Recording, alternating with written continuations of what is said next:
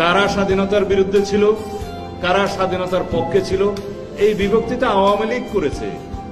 স্বাধীনতার পক্ষের এবং বিপক্ষের শক্তি সাজিয়ে স্বাধীনতার চেতনা, মুক্তিযুদ্ধের চেতনা বিক্রি করে তারাই ফায়দা নিয়েছে।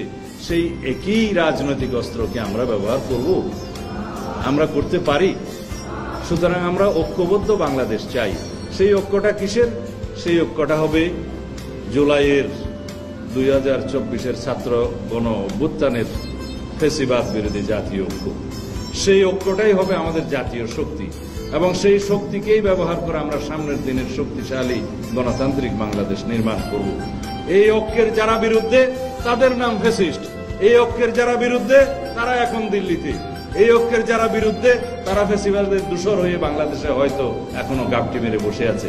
তারা ছাড়া সবাই আমরা ঐক্যবদ্ধ, এবং সেই ঐক্যবদ্ধ শক্তিকে আমরা অবশ্যই সমুন্নত রাখবো।